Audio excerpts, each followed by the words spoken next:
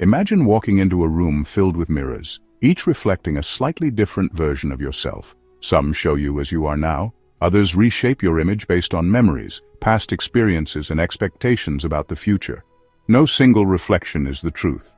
They all influence one another, constantly shifting and redefining what you see. This is how imagination works.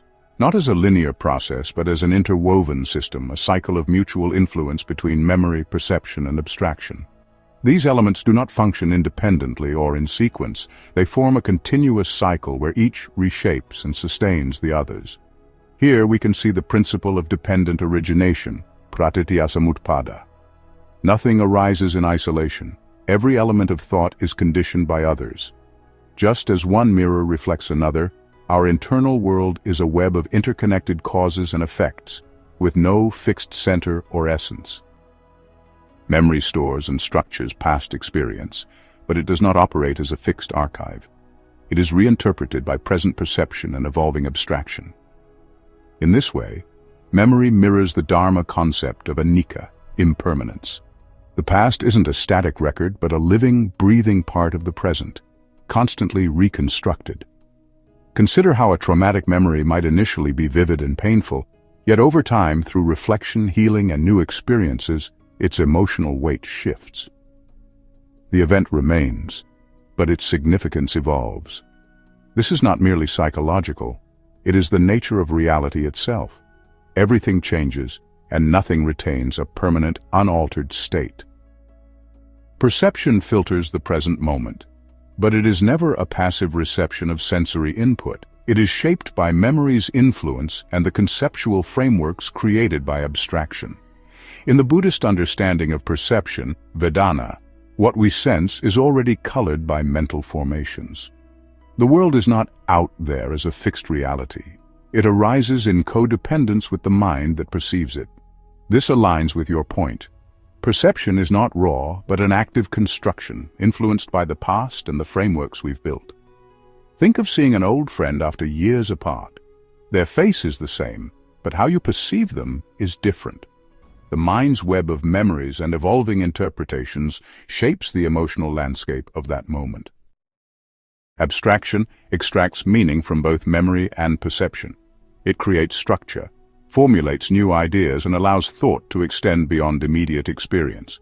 But it remains dependent on the material provided by perception and the past knowledge stored in memory. Here, abstraction reflects the concept of samsara, the endless cycle of formation, dissolution, and reformation. Thought arises, forms patterns, and then dissolves to give way to new insights. But abstraction, like samsara, can become a trap if it detaches from reality. When ideas become too rigid or divorced from experience, they lead to delusion. Consider the difference between a child's understanding of fire and an adult's. A child may abstract fire as something fascinating and beautiful, while an adult understands its potential for danger and destruction. Abstraction grows and evolves, much like our karmic patterns, reshaping how we engage with the world. Most models of thought suggest a sequence.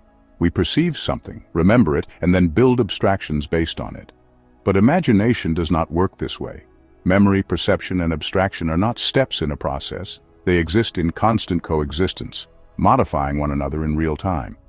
This interplay aligns with the Dharma wheel, Dharma chakra, a symbol of the continuous, cyclical nature of existence. Nothing in the mind remains fixed. Everything spins, shifts, and transforms in response to conditions. Consider a song you haven't heard in years. When you hear it again, it does not sound the same as it once did. The melody is familiar, but the way you experience it has changed. You notice details that were once insignificant, or emotions arise that never surfaced before. The song is the same, but your perception of it has been reshaped by intervening experiences, by memories that have evolved, and by abstract concepts that now assign it new meaning. This experience embodies anicca, impermanence. Nothing remains unchanged, not even in our minds.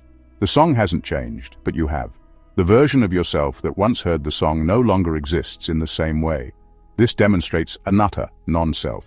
There is no unchanging you who hears the song. There's only the process of hearing in this moment, conditioned by countless factors. Memory and perception exist in a feedback loop. Memory determines what is noticed, shaping attention and filtering sensory experience.